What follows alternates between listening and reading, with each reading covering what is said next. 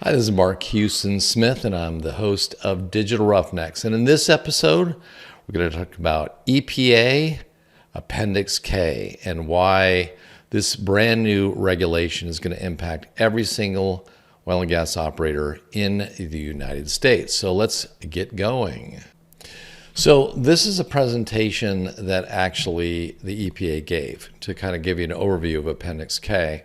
In this presentation, they said, okay, here's how Appendix K relates to Quad O, B, and C, which are the new proposed regulations. So Quad O, B, and C give you the why you need to do a survey. It gives you the frequency or the when, how many times you need to do a survey a year, for example, quarterly. Tells you what you're going to be looking at, okay? And what Appendix K does is it gives you the how you're going to conduct your OGI surveys. Section 1, they're basically saying, hey, this applies to upstream and downstream. It applies specifically to wellheads, compressor stations, boosting stations, petroleum refineries, gas processing plants, gasoline distribution facilities. Doesn't apply to chemical plants at this time, okay? And they want you to look for VOCs, not just methane, okay? Now, equipment 6. So the OGI camera has to meet the spectral range, okay? And they give you specific things in there to tell, hey, whether this OGI camera will work or not for Appendix K. And again, there's that thing I mentioned before, 17 grams per hour, butane, 18.5 grams per hour at a viewing distance of 2 meters and a delta T of 5 degrees centigrade. In an environment of calm wind conditions. So they've literally defined it. Hey, your camera setup must be able to see a leak of this size. Doing the monitoring survey, first of all, you come and make the camera is working right. Make sure that the conditions are within an operating envelope, wind speed, delta T, distance, deal with interferences, whatnot. You have to approach, each of the regulated components, right? So ideally, they like you to have a route map that you're defining, okay? And you're following this route map and you're covering every area on the site, okay? And they like you to view each of the critical components from 2 different angles and then divide the scenes into manageable subsections. And notice here, now they're really getting prescriptives where Appendix K says, hey, you got to dwell on each of these pieces of equipment for 5 seconds each. Okay, then this is what's really new. So you got to take a rest every 20 minutes and you have to document what you found. So at the beginning of this survey, you're literally taking, you're saying, hey, here's what I'm looking at, here's the site, here's where it's located, here's the operating weather conditions. And then you're taking if you do find a leak, then you're taking a 10-second video of that leak. And at least one each monitoring day, you're taking a 5-minute video that documents the survey techniques and procedures. So think about it. Now for a survey, you're getting a 5-minute video documenting what you're going to do, where you are, and everything.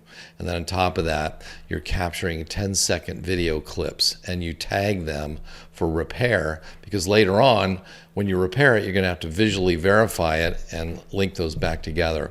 So what does that mean? There's a lot more video clips and tagging that you're going to have to do now that, quite frankly, most people have never done before. So that's new, sort of video management of all these things.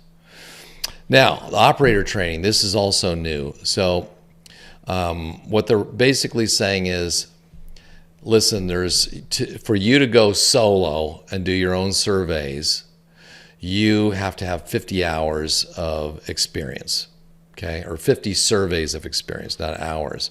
So if a survey takes a day, it could be 50 days of experience, okay? And in order for you to get that experience, you're working with a senior operator who has 500 hours of experience, or not 500 hours, 500 surveys under their belt, okay? So if your company doesn't have somebody that's got 500 hours or 500 surveys under their belt, you're going to need to bring someone in, train these people, and get that training. So 10 surveys where the trainee is observing So 10, where you're looking over the shoulder of a senior person, 40 surveys where the trainee is performing the survey with a senior person, observing them. And then 50 surveys now where the trainee performs the surveys independently with the senior operator providing oversight. So I guess technically, you're really getting about 100 surveys under your belt before you are now a solo guy with no senior person needing. So for a lot of you, with new people and new trainees, you're going to have a senior person tagging along for quite a bit of time, 100 surveys essentially, okay? And of course, there's upfront classroom. Many of people before just went to thermography school, but now there's literally some more, which you could pretty much do with the thermography school. But in this case, not only are you learning the background of what a camera can do, but all these Appendix K regulations and what you're supposed to do, okay? So that gives you a good idea of what Appendix K is. There is, classroom part, there is training part, there is these audits as well. So I think the two big ideas here is that, with Quad O, B, and C, the frequency is doubling. Also, there's a lot of sites that were grandfathered in with Quad O A that are not grandfathered anymore with Quad O C. So there's more sites you got to do. The frequency is at least doubled, and the operator training is now specific. You have to have at least 100 surveys under your experience, tagging along with a senior operator, and now you have to have senior operators with 500 surveys around there, and there's classroom training and audits. So many of you guys have been doing this for years, but for those who, there's new requirements, and especially the video management, where you're managing these video clips, 5-minute one for each site before you do the survey, and then clips of all the leaks, clips of the repairs, tagging them so that you can tie them back together.